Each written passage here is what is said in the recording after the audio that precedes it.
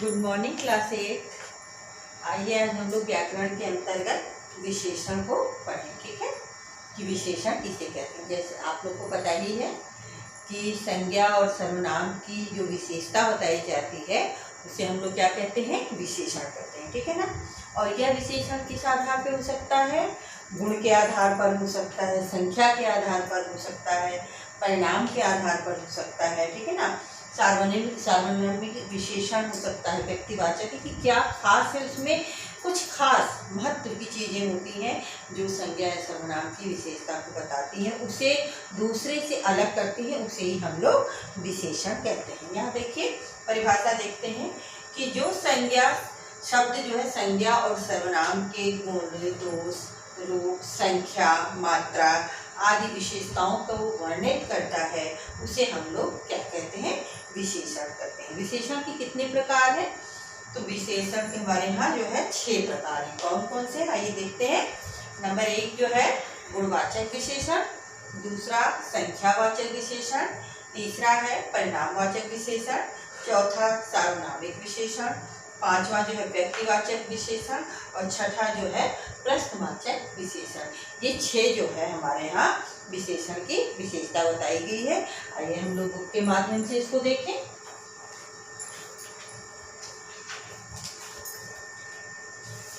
वे शब्द जिनके द्वारा संज्ञा या सर्वनाम की विशेषता का बोध होता है उन्हें हम लोग क्या कहते हैं, विशेषण कहते हैं।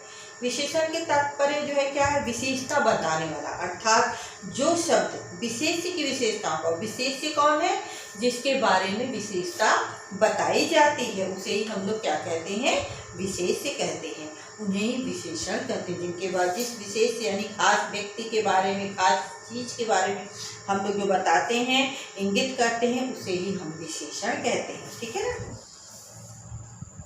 जो संज्ञा शब्द या सर्वनाम की विशेषता बताते हैं, उनके गुण दोषों की जानकारी बताते हैं, उन्हें विशेषण कहते हैं। जैसे ऊंची एवरेस्ट पर्वत चोटी, विशाल हिमालय पर्वत, विस्तृत गंगा नदी आदि। ठीक है ना। यानी ऊंची एवरेस्ट पर्वत तो है लेकिन कैसी है, ऊंची है। ठीक है ना।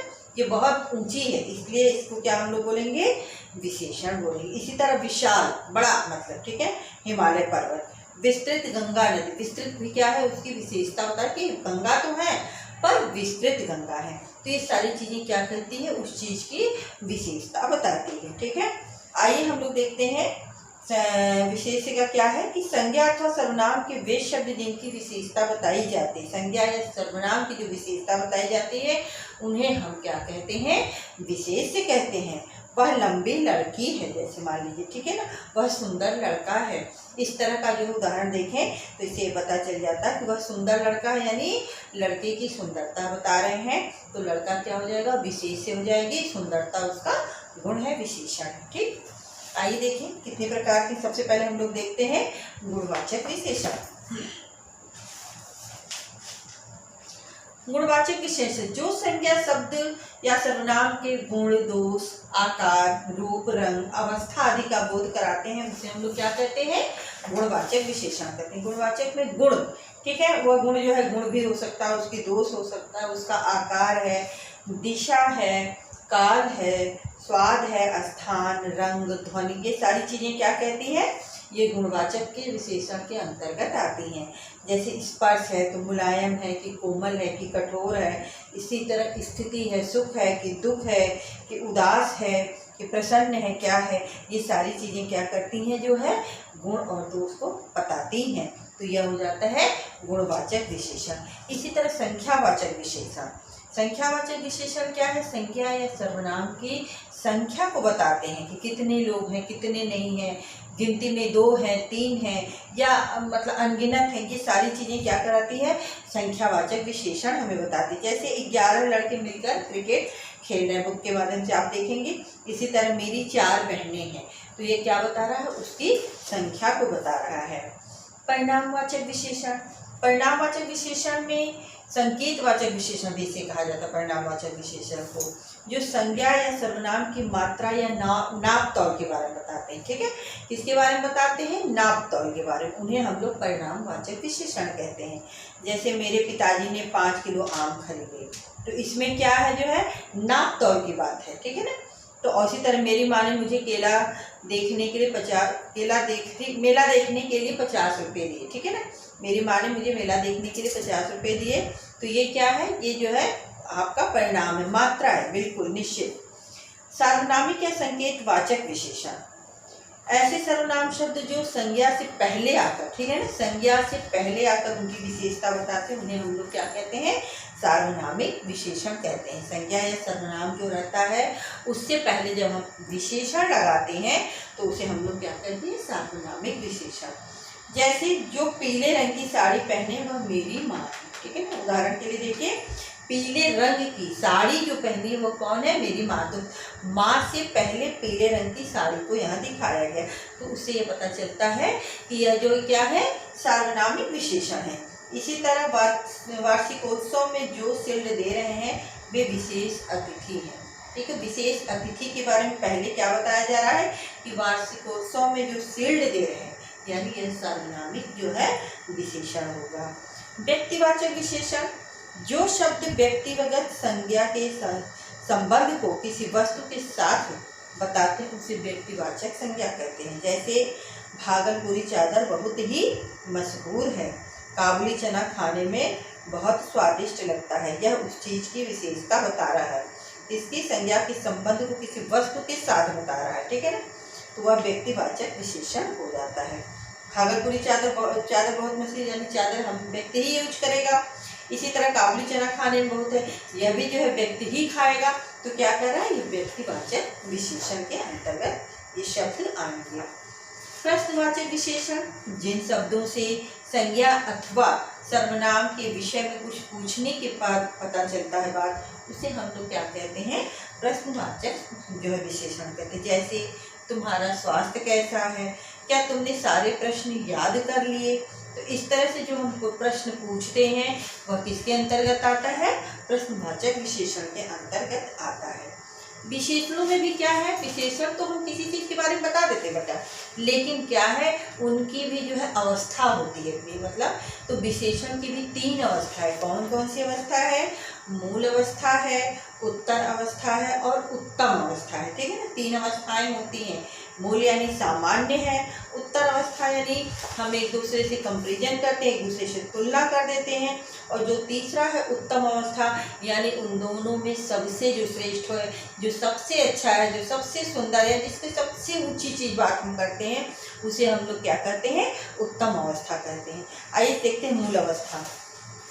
जब विशेषण का प्रयोग सामान्य रूप से किया जाता है, ठीक है ना, विशेषण का जब बिल्कुल सामान्य, कोई कुछ मतलब नहीं है, बस उसके सामान्य रूप से हम प्रयोग करते हैं, उसकी तुलना नहीं की जाती, तब उस अवस्था को हम लोग क्या कहते हैं, मूलावस्था कहते हैं। जैसे हेमा मालिनी कुशल नृत्यांगना, सभी को पता है हेमा मालिनी जो है कुशल नृत्यांगना यानी अच्छी डांसर है, अच्छा नृत्य करती हैं, इसे हमने किसी से किसी की तुलना नहीं की, तो ये क्या हो जाता है, ये मूल अवस्था हो जाता है। उत्तर अवस्था में क्या होता है बेटा, उत्तर अवस्था के अंतर्गत 2 व्यक्तियों की हम क्या करते हैं, तुलना करते हैं, ठीक है ना। वस्तुओं में दोनों की तुलना की जाती है। जैसे रमेश का घर मेरे घर से छोटा है, रमेश का घर क्या है, मेरे घर से छोटा है। यहाँ पे मैंने दोनों की तुलना कर दी, किस चीज से की, दोनों के घरों से तुलना की, ठीक है। तो ये हो जाता है मेरा उत्तर अवस्था।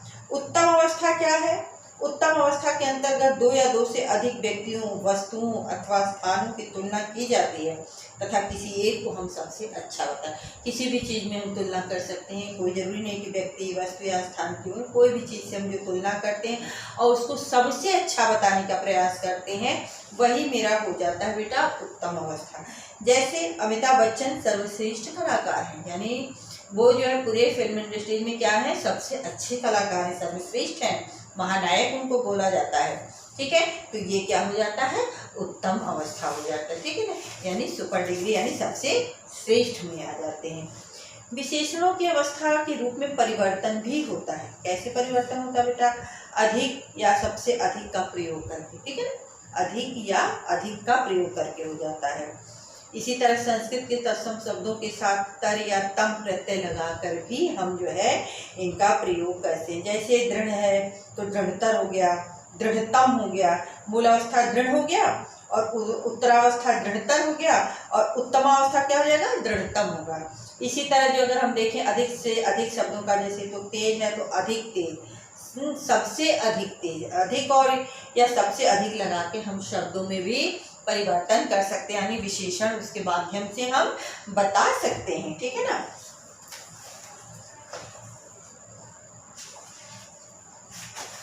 अब विशेषणों की क्या है बेटा, विशेषण शब्दों का रूपांतरण कैसे करते हैं, लिंग के कारण, वचन के कारण, कारक के कारण। ठीक है ना।